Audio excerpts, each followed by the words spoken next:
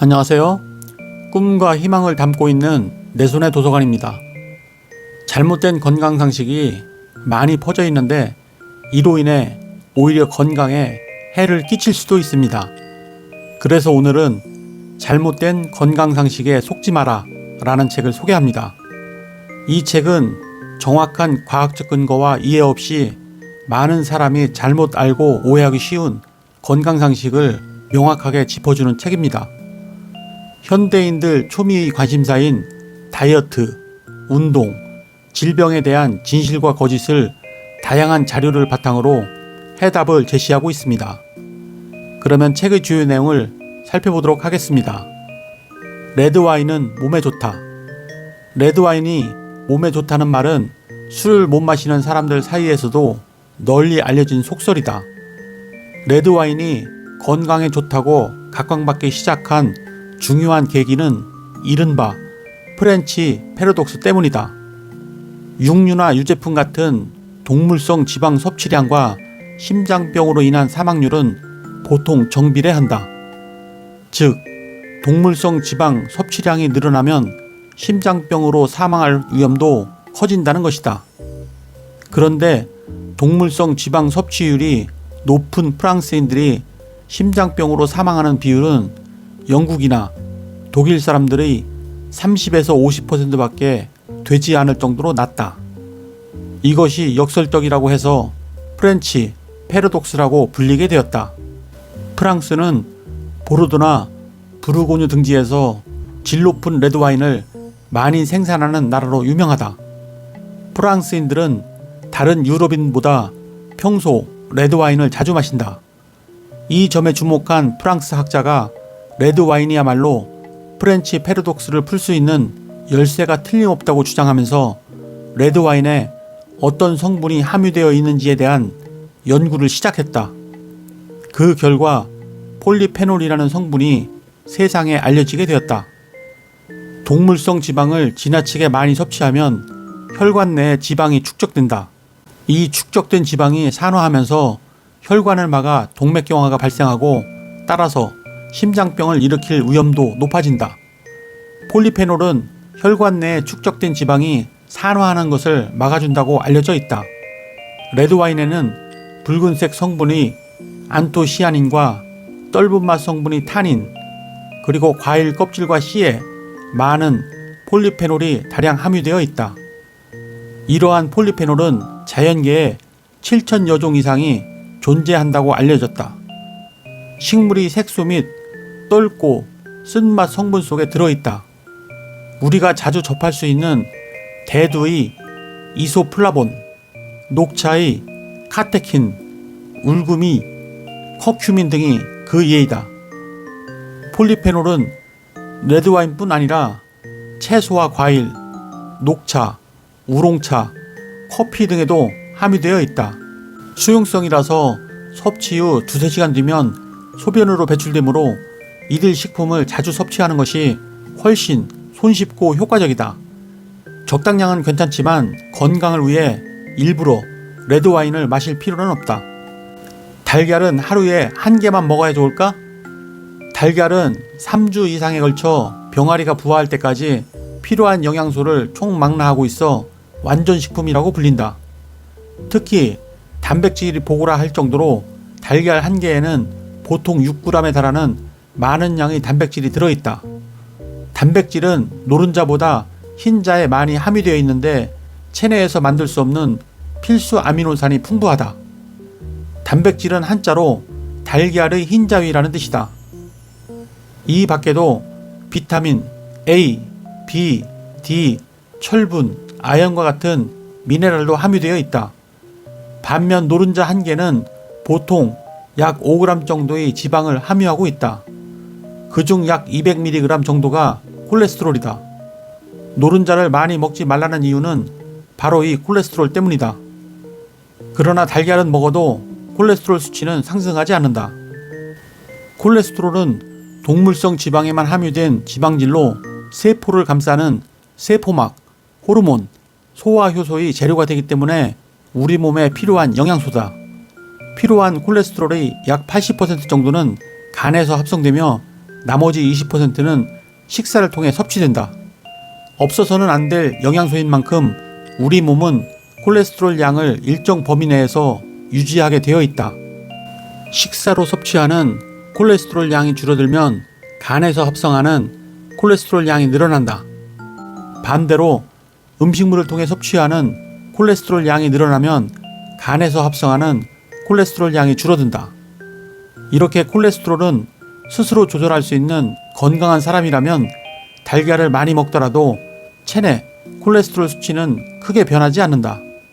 건강한 성인에게 하루 2개 이상의 달걀은 계속 먹게 한 뒤 어떻게 변하는지에 대한 실험은 세계 여러 나라에서 많이 이루어져 왔다. 그 결과 혈중 콜레스테롤 수치는 변하지 않았다. 콜레스테롤이 무조건 나쁘다는 생각은 잘못이다.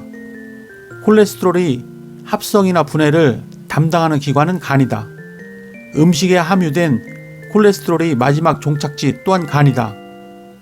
혈액 내의 콜레스테롤은 LDL 콜레스테롤과 HDL 콜레스테롤로 나뉜다. 간에서 각 조직에 필요한 콜레스테롤을 운반해 주는 것이 LDL이고 남은 콜레스테롤을 조직에서 간으로 다시 운반해 주는 것이 HDL이다. LDL이 많으면 혈중 콜레스테롤이 증가하고 HDL이 많으면 혈중 콜레스테롤 양은 줄어든다. 따라서 LDL 콜레스테롤을 나쁜 콜레스테롤, HDL 콜레스테롤을 좋은 콜레스테롤이라고 분류하기도 한다. 하지만 두 가지 모두 인체에 필요한 영양소이므로 무턱대고 한쪽이 좋고 나쁘다는 식으로 판단하는 것은 잘못이다. 문제는 LDL과 HDL이 균형이다. 혈액 100mg당 LDL 콜레스테롤이 140mg 미만, HDL 콜레스테롤이 40mg 이상이면 괜찮다. 다이어트 중에는 단백질 섭취량도 줄여야 좋을까? 다이어트를 하는 사람들은 의례 어떻게 지방 섭취와 칼로리 섭취량을 줄일 수 있는지에만 급급한 마이너스적인 사고에 빠지기 쉽다. 그러나 부족한 것을 늘리는 플러스적인 사고도 중요하다. 탄수화물, 지방, 단백질 중의 3대 영양소 중 늘려야 하는 것은 바로 단백질이다.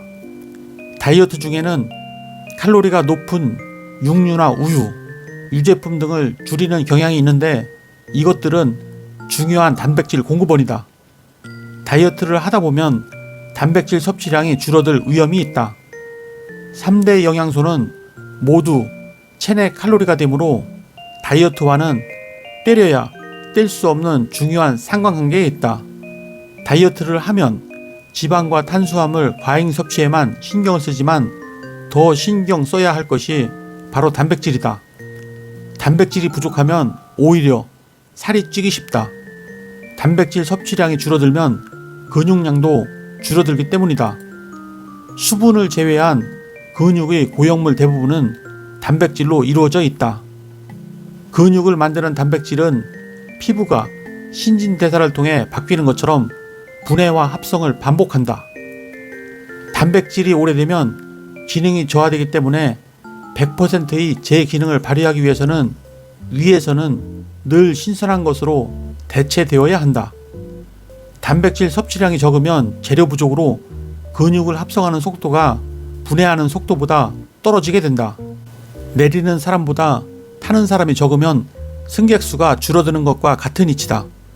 근육이 줄어들면 하루에 소비하는 칼로리도 적어진다. 그냥 가만히 누워만 있어도 소비되는 에너지 대사를 기초대사라고 하는데 하루 총 소비 칼로리의 약 70%가 여기에 해당한다. 근육은 기초대사량의 약 30에서 40%를 차지하므로 근육이 줄어들면 소비 칼로리도 떨어진다. 즉, 살이 찌기 쉽다. 변비에 시달리면 대장암에 걸리기 쉽다.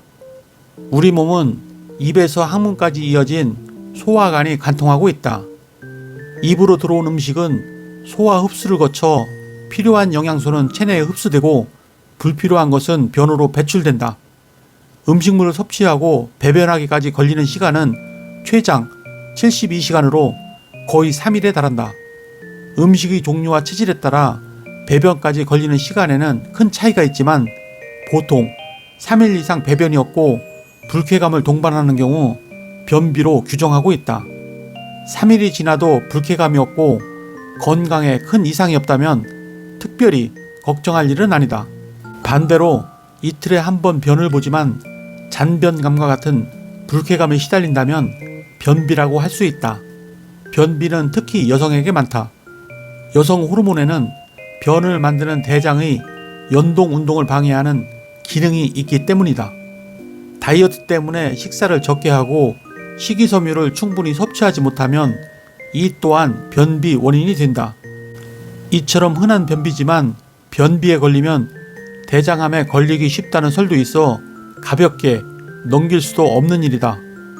암에 따른 사망률을 보면 대장암이 남성 3위, 여성 1위를 차지할 정도로 심각하다. 정말 변비와 대장암은 관련이 있을까? 변비가 있으면 음식물이 장 속에서 부패한 해로운 독소가 발생하고 그것이 대장암의 발병 원인이 된다는 식으로 그럴듯하게 이야기하는 사람도 있으나 통계적으로 변비와 대장암은 아무 관련이 없다. 네, 이상으로 책의 주요 내용을 살펴보았고요. 잘못된 건강상식에 속지 않으려면 정보를 비판적으로 분석하고 검증하는 습관을 가지는 것이 중요합니다. 건강 정보를 접할 때는 반드시 그 주장이 의학적 근거를 가지고 있는지 확인해야 합니다. 또한 단순히 개인의 경험이나 후기보다는 신뢰할 만한 연구나 전문가 의견이 뒷받침되는 정보를 신뢰해야 합니다. 건강에 대한 궁금증이 생기면 믿을 만한 의사나 전문가와 상의하는 것이 확실한 방법입니다. 그러면 다음 시간에 뵙겠습니다. 감사합니다.